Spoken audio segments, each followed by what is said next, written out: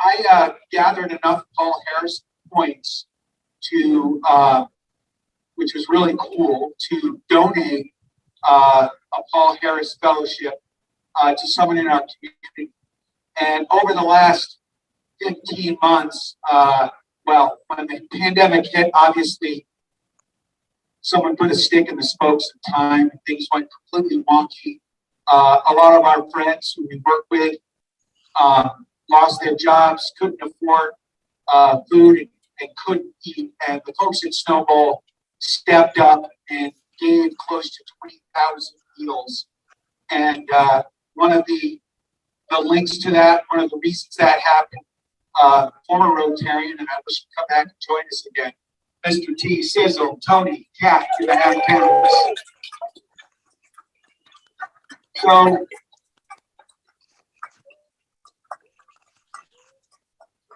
because I like Tony better than anybody else over at the bowling alley, you get my Paul Harris Fellow Award. But what you guys did and what you guys have continued to do, and your business has been hurt probably more than any business and hasn't been able to open up. And hopefully in a few weeks, we're all going to be bowling soon. Well, thank you, Brian. I miss you all. It's been a long time, and yeah, the reason I couldn't be around is because I was doing this bowling thing, which took off really well. For all of you that came, extremely appreciative. Brian Harvey has been like a brother to me since I got here, and he has taught me how to manage people. And I'll say that as blindly as I can because he taught me good and bad. You know, he told me only to use my powers for good, and so I'm working on that. But honestly, he's been a true mentor to me, and traveling together to that crazy radio show. A lot of people should. And again, I hope to be back soon. I appreciate all of you and everything that I stand for it. Thanks, Tony. You don't have a rap for us? I thought you were going to do a rap for us. All right, thanks you. Thank you, Brian. I call it Brian. But you have these points. There's anybody that was like, you didn't skip a beat, you know, who had earned that. Thank you, Tony. On that same note, I think that you do amazing things. Your recognition should be should match that in a Rotary way. So we have had two people in March that made a huge impact on our club and our community, pulling together at the very last minute a very successful fundraiser, the poker run. So we have a Paul Harris Fellow for Fred Allison, and Eric has earned his +1 for that.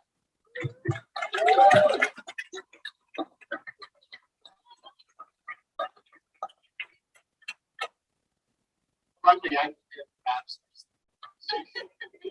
I just thank you very much, Fred. Partnership, man, it was amazing. So just the key to take away from poker runs: don't ever tell anyone what they're in and what they can't do. So we did. Thank you. Thank you, Eric. You've done a great job, and thank everybody here who participated in the event to make it such a good benefit to our community. That was pretty rock star. 20 something. Over $20 for in that. All right. And now we are on to announcements. The first one is Joanna Allen.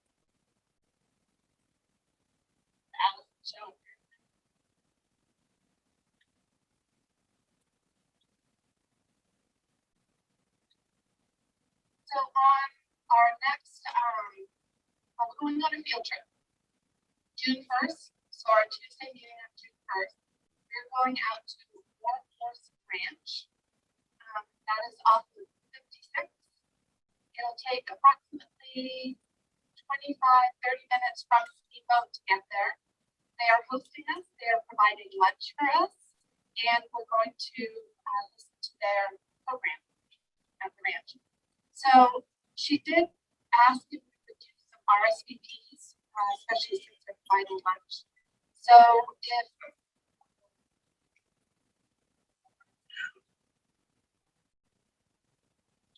so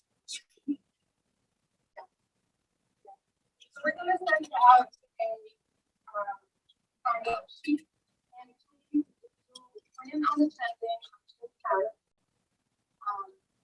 please sign up.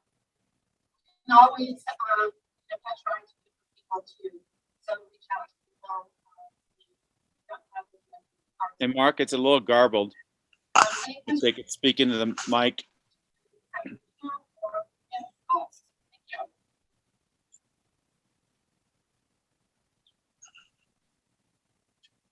So if you don't sign up ahead of time, you will not have the option to come that day because they will like lunch. Yeah, we'll send that. Yeah, great. That makes your next.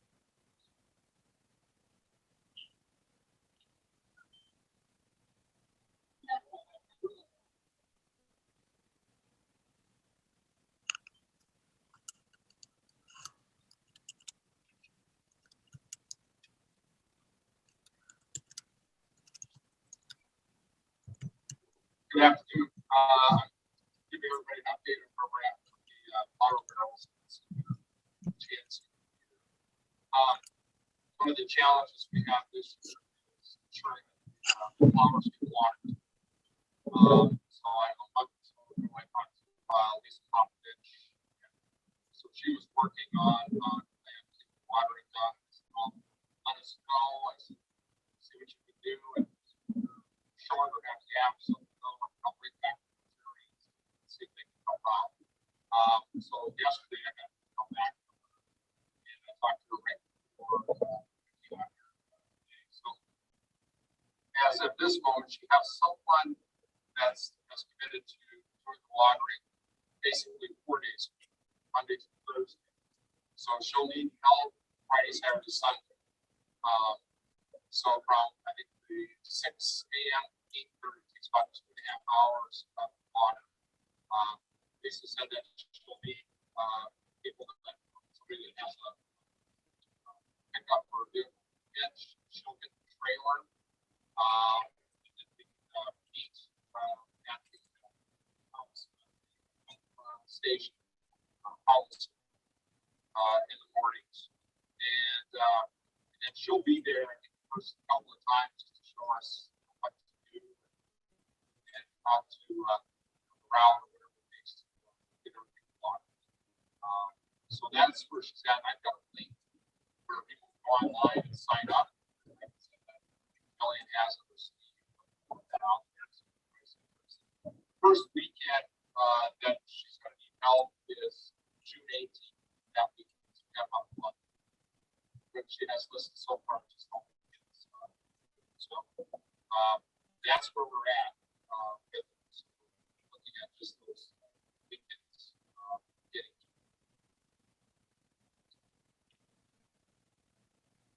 Do have that link, so we'll send that out. And it's going to be, they're watering every day, right? Is that right? That's what it sounds like. Chancy did email or text right before here and said they are sold out of hanging baskets and there are only 22 barrels left. So make sure you get your order in. And then I don't believe Linnea made it. She is going to the public health meeting any minute now.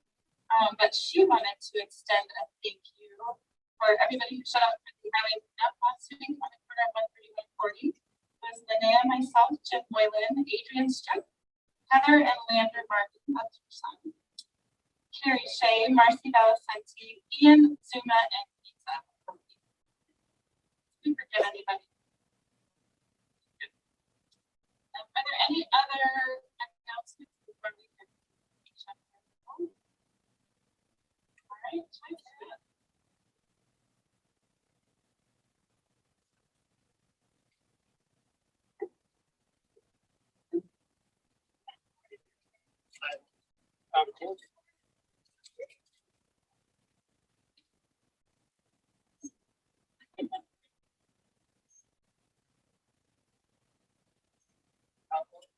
Can everyone hear me okay?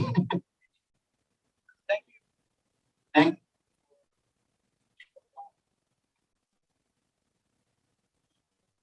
I want to thank you guys for having me speak again today. As Jillian mentioned, I kind of threw this out there last minute to have the opportunity because wildfire, I think, is, well, I don't know, am I the only one worried about wildfire in our communities? So it's obviously a pretty prominent subject. It's been pretty front and center in my world and a lot of us in the planning part of the community. And we have a lot of things going on. So I thought it was a good opportunity to talk to this group of movers and shakers and see if we can get the word out there about how we can all help ourselves become more wildfire resilient is the buzzword we're using these days. So I appreciate the opportunity to talk about it. I'll talk about fire all day long, so it's easy for me. You might have to tell me to stop at a certain point. But May started off as Wildfire Awareness Month this year, and Route County and a lot of folks in Route County have really been putting their foot forward and trying to figure out what we can do, especially in light of the wildfire season that we had last year nearby, and put the fear into a lot of us that we might not have had before, understanding that it can happen for sure. A similar type of scenario is not hard to imagine for a lot of our neighborhoods, a lot of our area. So that obviously, as events like that do, really had the hair stand up on the back of our necks and jump into action. However, we were actually jumping into action before that. I wanted to introduce what we have going on in Route County right now, and that's we started a wildfire mitigation council about a year ago, a little longer than a year ago. And by we, I mean a lot of community members. It wasn't a Route County government organization. It's not a fire organization. It's not a Colorado State organization. It's really a community council, a community-based council. And so the chair of our communities, of our council, is a gentleman named Jeff Barrage. He doesn't have any particular fire connection, except that he spent some time in California and saw what was happening out there. And so he offered to step up and help and chair our council. And then we have, I'm the vice chair of the council. And then we have representatives from Colorado State Forest Service, the National Forest Service, BLM, all the fire districts, but we also have a lot of just private citizens that are HOA managers or homeowners or ranchers that are concerned and want to help. And so the council started after last year's wildfire conference, and I don't know if any folks were able to attend that. We were fortunate enough to, well, I guess it was 2 years ago now because it didn't happen last year, but it really started and spurred a lot of interest in creating a council here locally. So after that council, we spun up and we started meeting as a group and really started trying to identify what it is that we wanted to do. And as I mentioned, the buzzword here is a wildfire resilient community. I think all of us are aware that if we get a similar event and everything aligns as we talk about the Swiss cheese incident, and something similar happens in our area like it did in Grant County, there's probably not a lot we can do at that point, and probably a lot of work we put into trying to prevent something like that happening. Maybe for not, because that was an event that certainly was beyond any sort of idea of preparation we could have had and could have tried to put in place. So, so the Wildfire Council really decided that we were going to be a kind of an information gathering and disseminating council, right? We have some specialists that are partaking in the council, but the council itself isn't going to perform work or go out and do mitigation projects, at least in our near future. We're a very young organization. We don't have an executive director. Everyone's still basically volunteering their time to work on the council. And so, so we were trying to figure out where we could be most effective. So just a real quick point on this, I wanted to just read what our mission statement is. because we could use help from everybody in achieving some of these things. So the mission of the council is to create a resilient, fire-adapted community to minimize potential impacts of wildfire. We do this through partnerships, coordination, education, outreach, and programs that assist with long-term risk reduction. So we're really a partnership or council that's trying to figure out the best way to meet the needs of the community and becoming that resilient community. And that the resiliency really focuses on the fact that when an event happens, when it is close to home, and when it potentially affects our homes, that we're able to pick back up and get back into action without too much disturbance. So we have some main goals for the council. That was increased partnerships and collaboration among individuals, property owners, organizations, public and private, and share that information, identify risks, prioritize and implement mitigation efforts. So one of the things we're really trying to do is figure out who all the players are. We have the Land Trust, we have the Natural Resource Council, we have obviously the Forest Service, each individual fire district, all the different HOAs that are out there that have neighborhoods and housing areas that are all within the urban interface area, and even the downtown area, which is affected by wildfire. So we're trying to figure out how to partnership with all these different organizations to create some effective wildfire mitigation efforts. Promote public awareness and understanding of wildfire risks to foster community-driven action. So this really has to be a partnership with everybody, right? And everybody in the community really has something that everybody can do. You can do it as an individual in your particular home, or you can volunteer and help out on some of these committees and boards. And we really do need to come together as a community to help create this resilient community. And it's not going to be done by a board or a council or your local fire district or any one of these individual organizations. So we have currently going on, if you haven't been able to tune in, we have this year's Wildfire Council conference, which is an all virtual conference. And we're 3 sessions in so far. We have 2 sessions left on the conference. So if you have an opportunity, they're Thursday nights from 5 to about 6:15 or so. And you can register and get the link at routewildfires.org. And I'll leave some information and paperwork for you guys if you want to do that. Another one of the goals is support property owners and technical assistance to help protect their property from wildfire. And this is what we're really trying to do is if people approach us and say, hey, I've got some land, I've got a property that I want to know what I can do, we can point them in the right direction. And the Colorado State Forest Service is a really good resource for that. But we're really trying to be a one-stop shop. Coordinate countywide information on wildfire risk. So we're working on a community wildfire protection plan.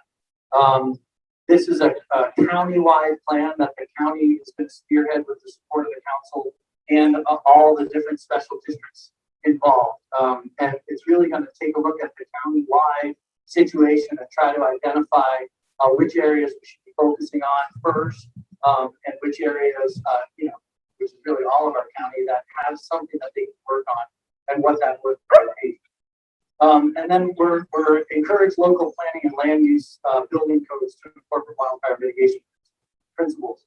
So another aspect of the Wildfire Council is to look at our codes, look at our building codes, look at our planning codes, look at our planning use, and see how we can adjust those to actually help better planning, better, I don't want to say better, but more resilient building codes.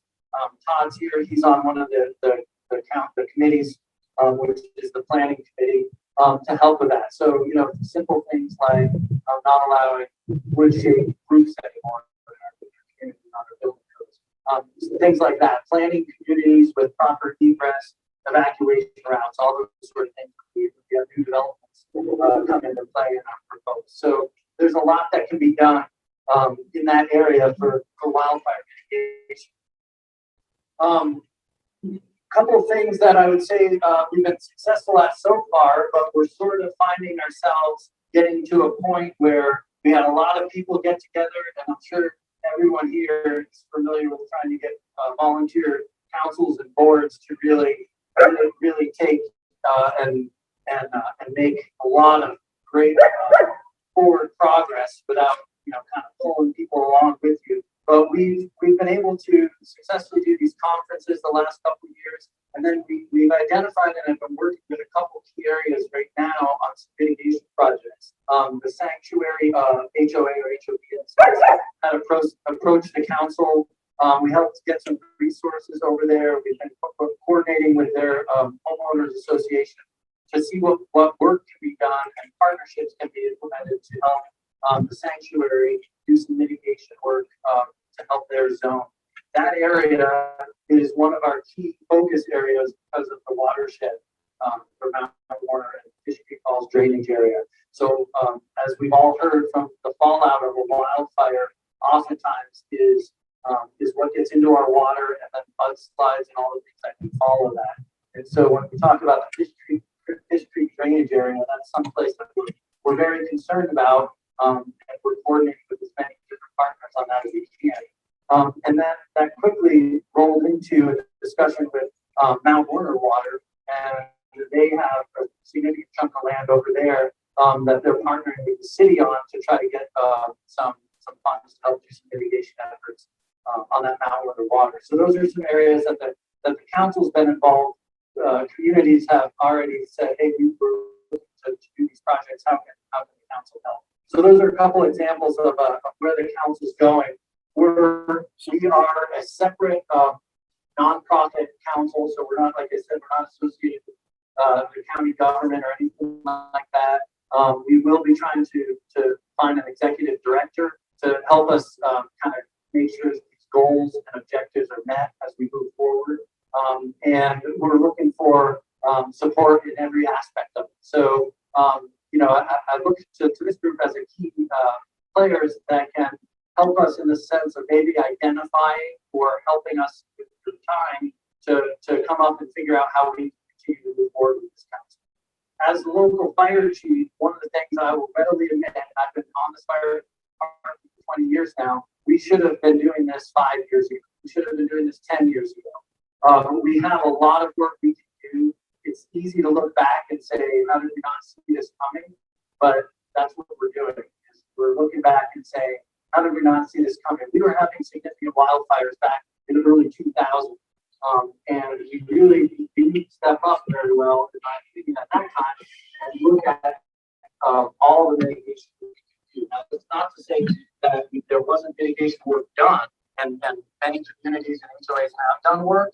But what happens is you go in there, you do work, you do great work, and then you forget about it for 10 years, and then it really starts looking a lot like it did before you did it. So, well, as with any big projects, the maintenance of these projects is key.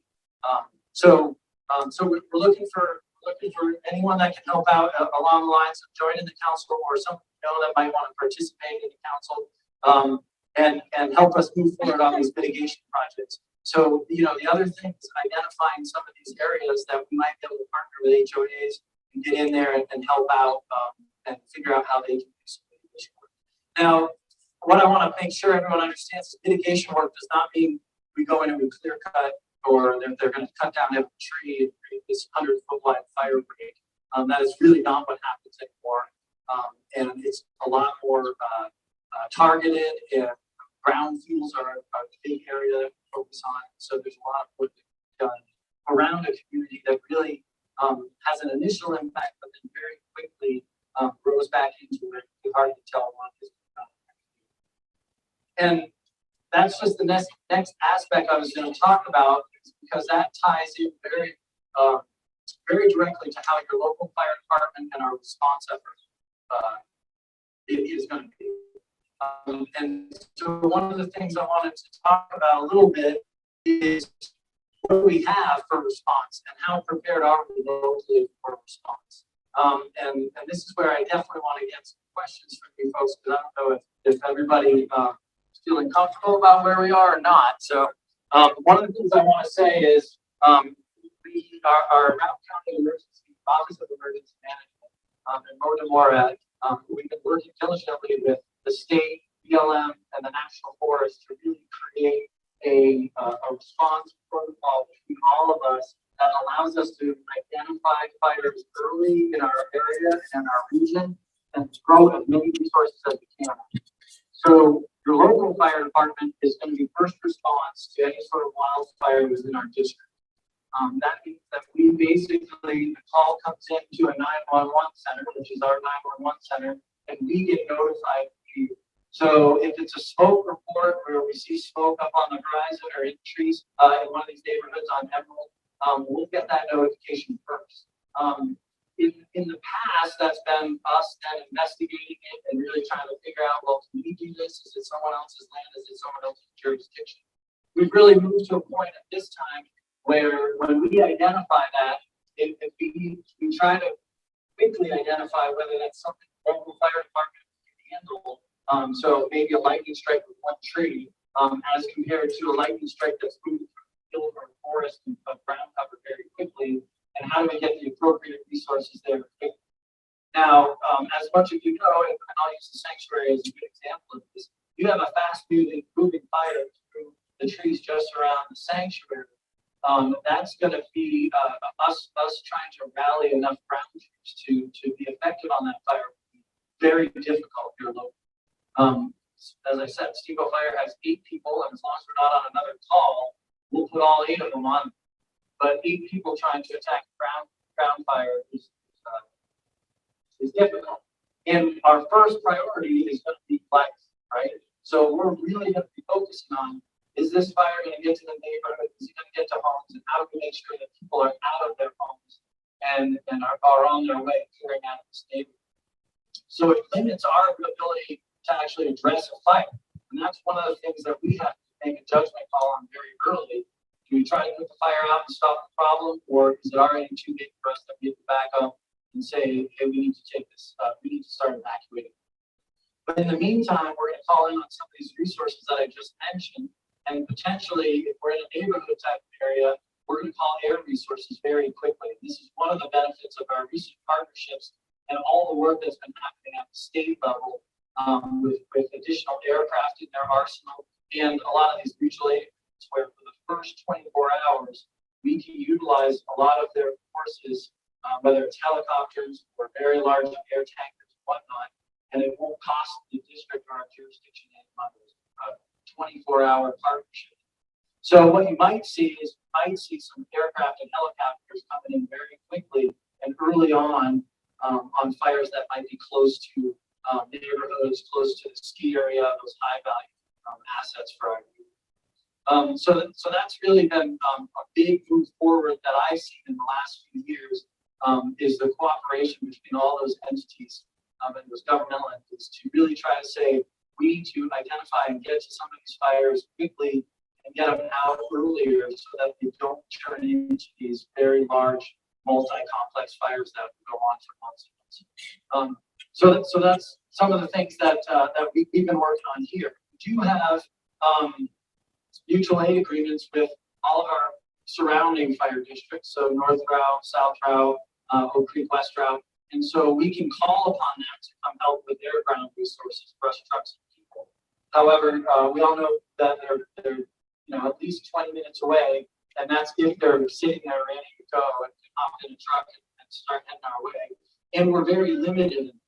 So on a best day, we could get a brush truck or 2 from Oak Creek, maybe 1 from West Route, and maybe 1 from North Route and a tender or something like that. So you add that up compared to some of these fires that we're seeing, and it really doesn't add up to a whole lot of resources to fight these fires. So I'll bring this back around to talk a little bit here and questions about what can you do? What can you be doing as individuals? What can you spread the word to everybody else out there that we really need to start having everybody take ownership of your spot, your land, your area, and say, I can't rely on the fire department to come and take care of this problem because it's quite possible. It's a lot larger. One of the very first things I talked about was your life and life safety. So one of the first things I'm very concerned about as responders is anyone's life, right? We don't want to lose any life for a piece of property. And that's true on the firefighter side as well, right? So I don't want anyone to lose their life because we were focusing on saving their house or trying to save a tree instead of getting them out. So we need to focus on getting them out and away from the danger. In order to do that, we need to have everybody on what you typically would know as reverse 911. It's not really what it's called anymore. In our area, it's called Route County Alerts. We are still at a dismally low percentage of our residents on Route County Alerts. Last I heard, we were at about 13%. So we cannot, and of course, reverse 911, and a lot of us remember is you call your phone, right? Reverse 911 into your house. I don't know how many of you folks have phones in your house anymore, but I know we do. And so we need individuals to actually register on Route County Alerts with your cell phones so that that system can work. We can't notify anybody if we don't know where you are or how to contact you. And I can go up and knock on any door, and that's going to take me a whole lot longer to knock on doors in the neighborhood than it is to utilize a Route County Alerts type of system. The other thing is that it's not necessarily just used for, hey, there's a fire bearing down on you, you have to evacuate. It also can be used as a very informative tool to help you know how far away the fire is, whether there's pre-evacuation, whether we know we have a storm coming, all sorts of different things for that.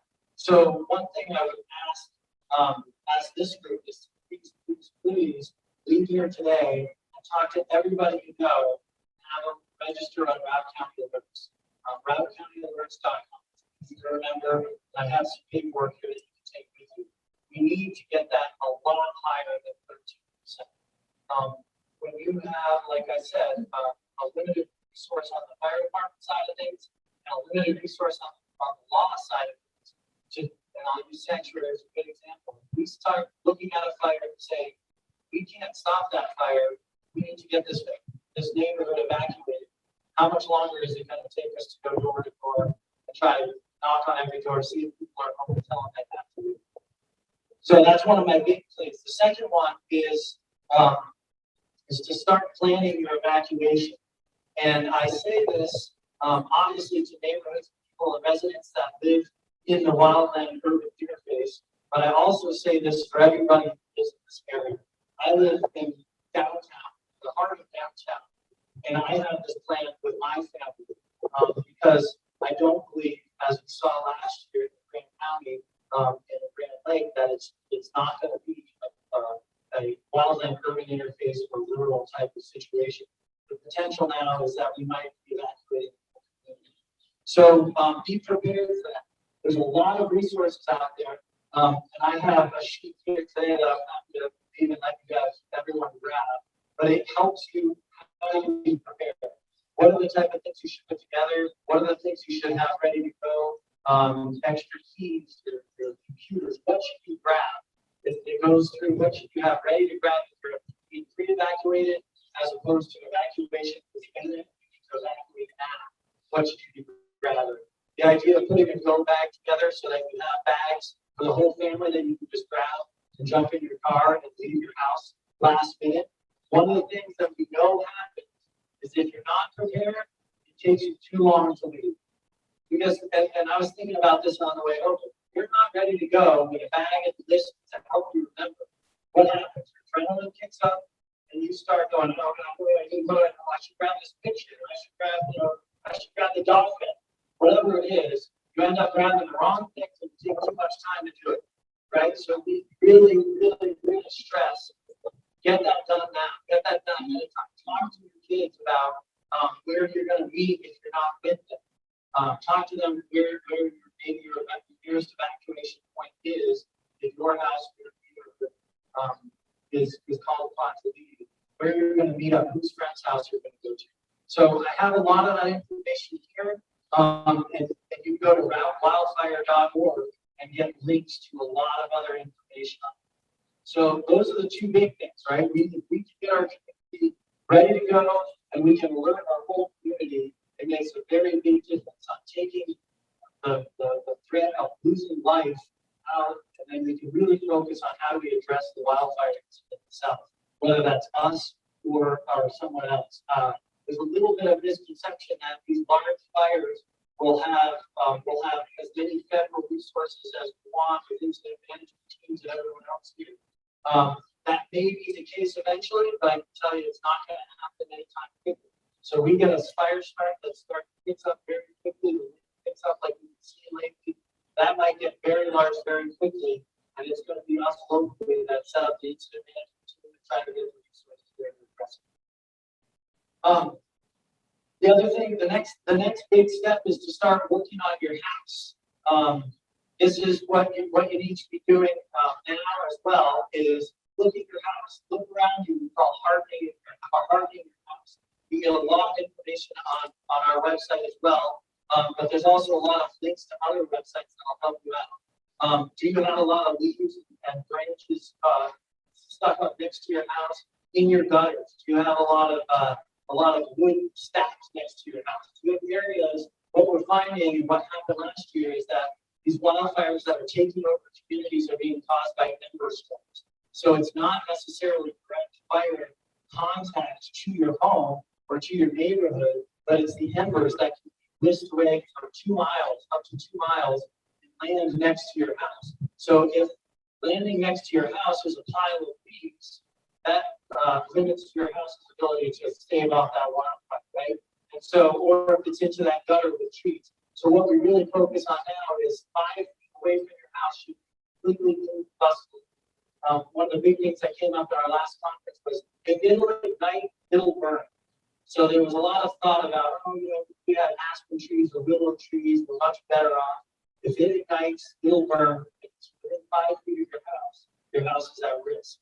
Once one house starts on fire, what we found in a lot of these big fires, Paradise, and a lot of the fires over here, is that it then goes from house to house. It's now a structure fire that's starting another structure fire that's starting another structure fire. Oftentimes, these fires are blown through a neighborhood or blown through a community, and when it's all said and done, the majority of the houses are gone, but the trees are still green around. So again, if anything we can do to prevent the house from catching on fire will help the firefighters' efforts in stopping that fire. Once one house catches on fire and we start that chain reaction, now we've got radiant heat, we've got fire starts that just stop. So harden your house. 5 feet away from your house should be non-combustible. 30 feet away from your house should be nice green, no fuels on the ground. Try to get that ground fuel away. Cut trees up to about 6 or 8 feet. Try to keep that little bit of area. What that does, 30 feet away from your house, is slows fire growth to your house. So if a fire blows through, you're lucky enough that it didn't start your house. We now, as firefighters, can come back into your neighborhood to see what's going on. We might be able to then stop fires from actually affecting your house like that. And then the next 100 feet is a lot like I was talking about earlier, ground. So those are the big things that we're encouraging homeowners to do in every situation, whether you're downtown, whether you're next to a forest, wherever you are. We should all be looking at our folks like that. Because like I said, a fire ember can affect downtown Steamboat just as much as it can affect an urban interface. So now that I put the fear of God into everybody, those were the main things I wanted to talk about, and I really wanted to reach out a little bit about our response capabilities, what we've planned and what we put into place here. I'm a little scattered because I have so much going through my head. I can't get it all out. But I'm happy to answer any questions or concerns or direct you in an area that you can find more information.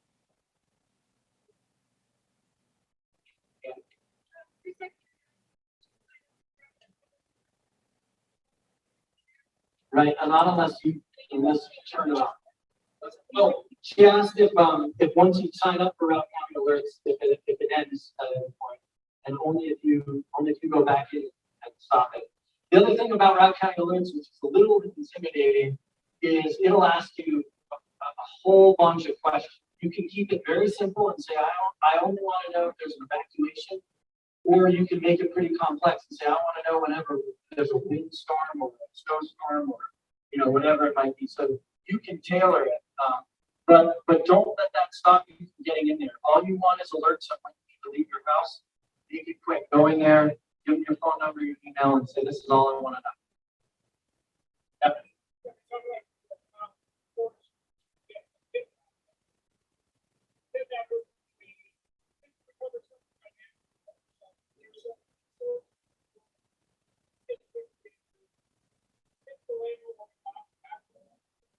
Yeah, good question. So Jeremy asked what resources are out there both for the physical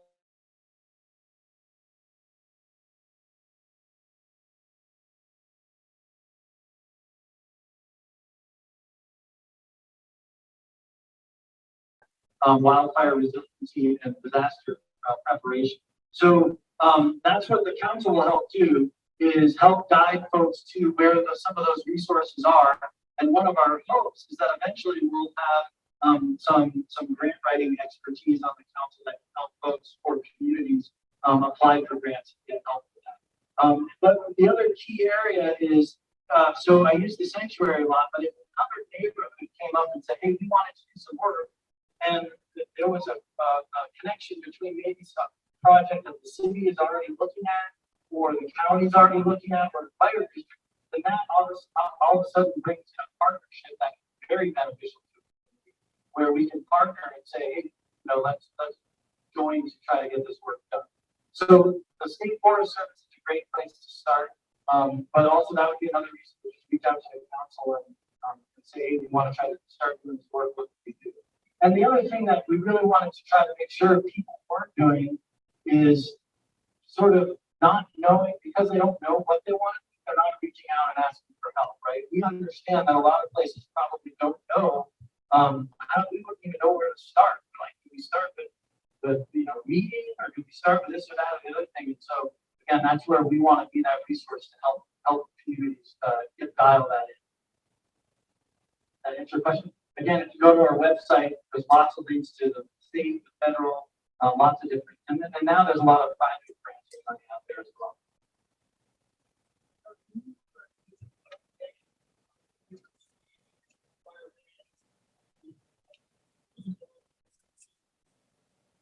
Different stages of fire bans. Yeah, that's a good question. Yeah, so no, that's a great question. What we have now in this area is we get together every week. It usually doesn't start until Memorial Day, but we've been looking much earlier this year.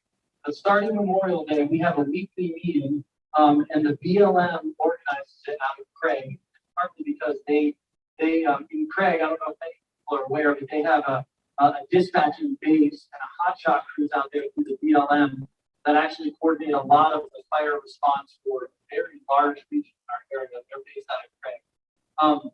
But so one of their folks puts together a weekly meeting that all of the local fire districts, the local fire chiefs, the county sheriff. And the reason the county sheriff is involved is per state statute, the sheriff is actually the fire warden for the county. So in every county in Colorado, the person responsible for wildfires, whether it's on private or public land, is actually the sheriff. In our area, the sheriff really looks to the fire districts and the Office of Emergency Management to focus on that. So we have the sheriffs involved, we have the State Forest Service, the National Forest Service. So all the stakeholders in fire in our area get together every week. We look over the fire science data, so the potential for large fires, the fuel moisture levels in the area based off of readings that are taken every week. And then we have a set of parameters that we look at. And we go down these parameters and we start checking off, yes or no, yes or no. And when we're done with that, we have a very easy, if 5 of these are yes, then fires in stage 1. 7 of these are yes, you're in stage 2. And if all of them are yes, you're in stage 3. So along with a very simple checklist like that, we have very robust discussions on, well, if we go into this fire restriction, what is that going to mean and whatnot? For us, stage 1 really means that you can't burn big piles. unless it's a permanent fire. And so for us, here in our district, we don't allow pile burning after April 15th to November 15th, our burn season, unless you have a permit from environmental health, which is the county, and that's usually in conjunction with the fire department. So in stage one, you can't really have a fire, an open fire anywhere in our fire district unless it's permitted. And the fire department offers recreational burn permits for all those backyard fires. So you can still have those backyard fire pits in stage one. So stage one isn't a huge restriction, but it's basically a warning. Stage two then actually says no fires, even if you have a permit, so it restricts your backyard fire pits, and it also restricts some work outside. So it technically restricts welding, cutting torches, grinding, anything that can cause a spark. It might end up in grass or fuels to start a fire. I think most people here were here when we had the fire last year on 13th Street.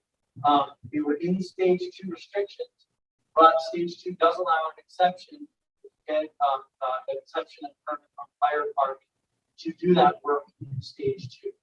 We are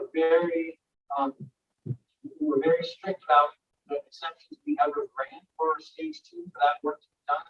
And it comes with a whole long list of mitigation efforts that company needs to do that work. And last year, obviously, we still had a fire after, so we're even more than this year. Stage three is basically no fires, no work. And really, the big effect of stage three is that oftentimes the national forest will close to visitors. And that's the most fire restriction. Stage two also restricts campfires in the national forest that aren't fire pits.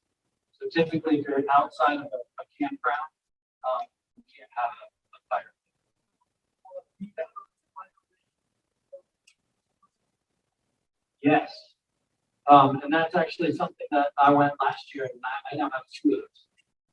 Because I honestly think we're probably into a pattern for a while where we're going to go into fire restrictions earlier and earlier each year, and they're going to last. We're going to go into it probably every year for a while. I hope not. I'm really trying to be optimistic. But you can do propane fire. Anything you can shut off with a switch, and it stops the fire altogether, and it doesn't have embers that can fly away. You can do that just through stage two, and then stage three actually have a little less. I don't believe you can have any.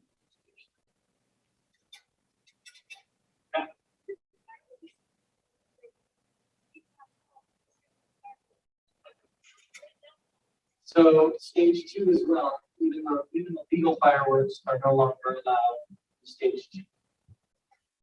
And remember, we have legal and illegal fireworks. And even in stage one, even in no stage fire restriction, you're not supposed to do illegal fireworks.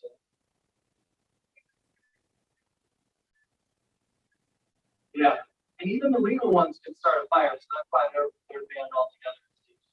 And obviously, the main difference is legal fireworks don't meet the ground. Any other questions? Thank you for your time. I hope it was worthwhile. I have a couple things that I'll leave on your way out. I have these pamphlets that are really good, informative pamphlets on wildfire survival. I only have 10 of them, but you feel like this would be helpful. And then I have this checklist that you can utilize for preparing your evacuation. So, thanks.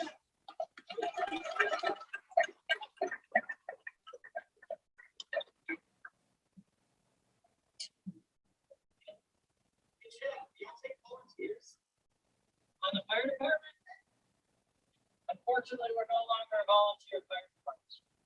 Yeah, sorry,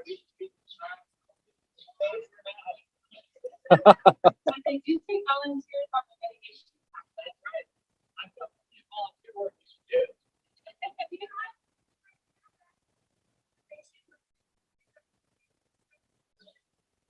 Yep. I'm gonna attach, and the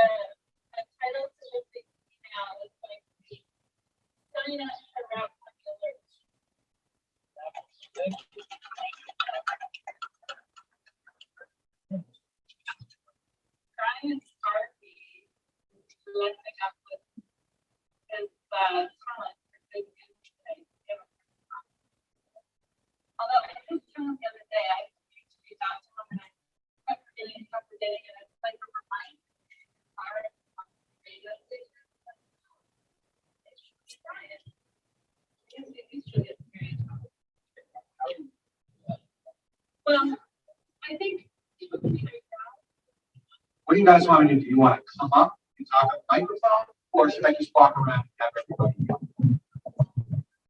walk around? And by the way, it's 7. Testing. Oh, Chris, maybe.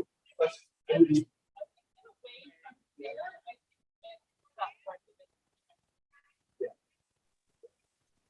Check.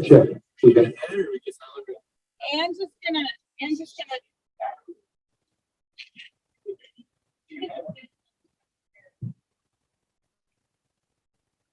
Technical issues. Yeah.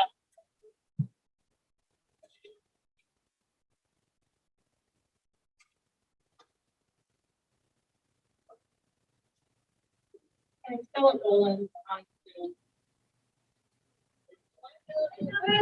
Ladder. Hi, Philip.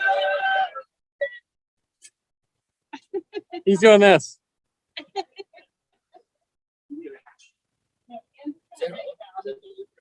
Yeah.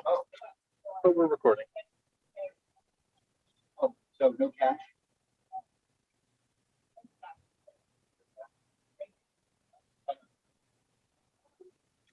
Brian's doing the math. Check.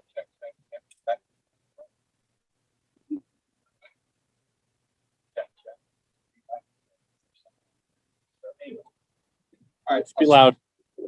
All right, as most everyone knows, in lieu of fines, our club is way cooler and we do good news. And we give all this money to our high school seniors who are graduating for the Rotary Scholarship here locally.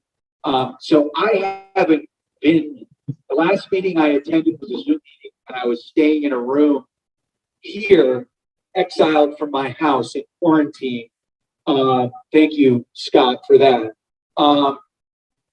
Quickly, it's been a crazy year, I think, for everybody, and it's really nice to be meeting in person.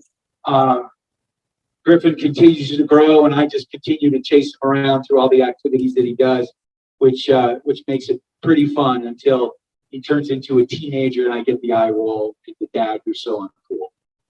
Any day now. And yeah, no, it's happened. He's 12. It's already happened. All right, so I'm gonna just run around. I'm gonna start. I got money. I'm gonna put $40 in there just to, just because it's been a while.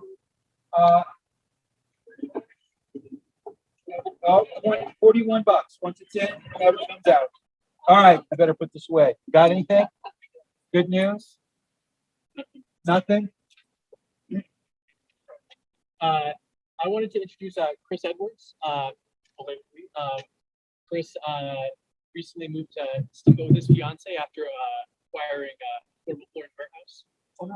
It's a good guy, so and is interested in joining the club, and so he'll be around next coming weeks. And if you or your clients have any flooring needs, he's a good guy to know. Oh, also, my piece of good news was my son belatedly started crawling, much to the relief of my wife, because he's a little late to the game. All right, when he starts walking, push it down. Yeah. Okay? Because it only gets worse. Okay, Ange, sign me up for 100 pesos. I'm sure you can figure it out. I have some money left over from Baja. It'll convert, no problem. That 30 cents. Good exchange rate right now, like 20 pesos. Yeah, I survived Baja. Some of you guys heard about it last week. I'd love to share the stories. We'll drink some cervezas and tell some stories if you guys like. Also, it's good to see all you guys decided to put pants on for your first meeting in a year. I know a bunch of you guys have been in your offices in shorts with the Dickies on, so that's a flat joke. Yeah, you gotta help Tough me with crowd. that stuff. Tough I'm crowd. good. That was it. Thank you for Paul Harris. I appreciate the club. That was really cool. Awesome. Nice work. Just